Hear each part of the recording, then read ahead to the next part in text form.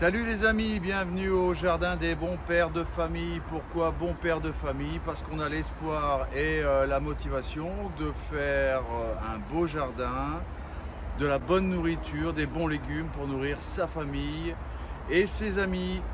Aujourd'hui, encore une fois, la pluie a dicté sa loi. Je ne pourrais pas faire exactement ce que j'avais prévu. Aujourd'hui, grande nouveauté pour moi, on plante la chayote. Allez, suivez-moi, c'est parti.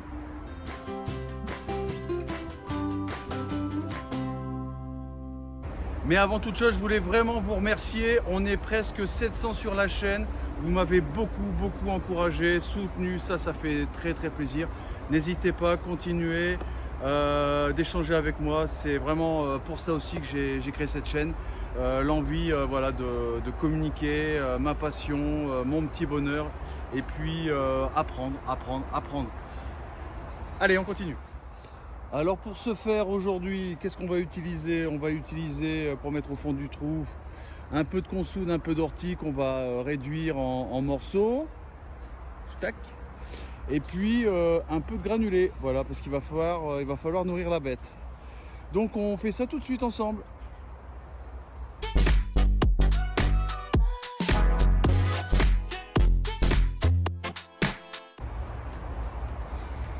Voilà, alors pour info, voilà la bête.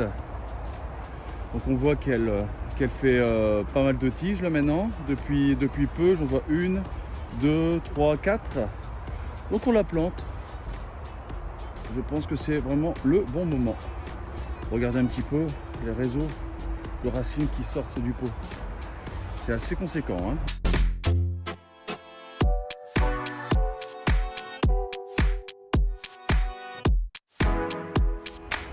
Et donc comme tu peux le constater, ici les limaces deviennent complètement dingues. Elles se jettent sur tout et n'importe quoi.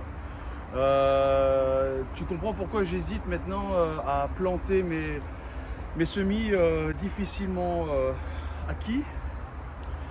Mais bon, les semis sont devenus des plants. Les plants commencent à souffrir. On est le 20 ou 21 mai, il faut vraiment les mettre. Donc on va planter une partie, je ne vais pas tout mettre. J'espère que d'ici le week-end, le temps va se réchauffer, que les limaces vont aller se réfugier un petit peu sous terre et nous laisser tranquilles. Allez, on se fait plaisir. Alors ici, ce sont des courgettes, des rondes.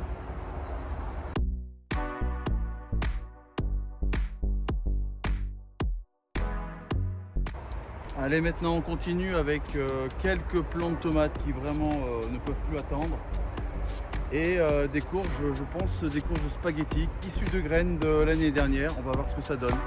Allez, c'est parti.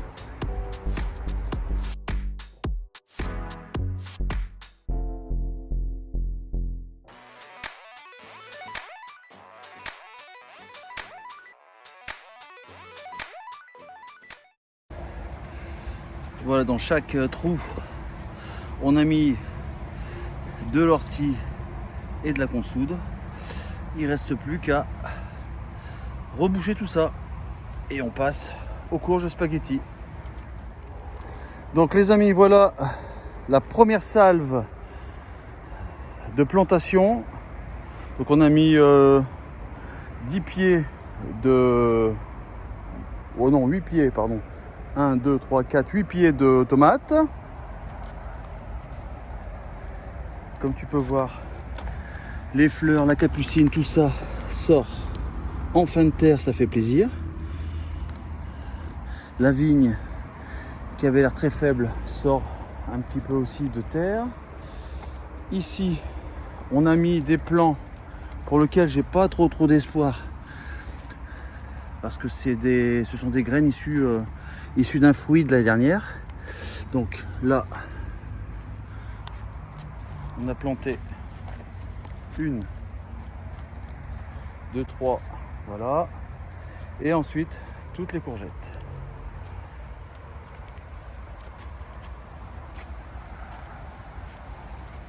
Il nous reste encore quelques tomates à planter. Qu'est-ce qu'il nous reste encore à mettre? Ouais, des tomates principalement. mais pour lesquels vraiment j'ai très peu d'espoir. Voilà, sur ce mes petites mains vertes, je vous laisse. On se donne rendez-vous samedi pour la fin des plantations des plants de courge et de tomates. On va aussi procéder à la mise, on va installer les graines d'haricots, les haricots orteils de pêcheur. Un délice. Allez, à samedi.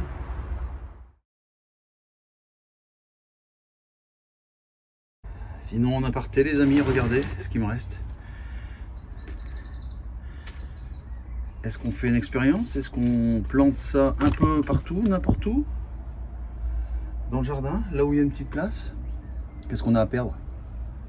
Franchement, ça me donne bien envie d'essayer. Dites-moi en commentaire ce que vous en pensez.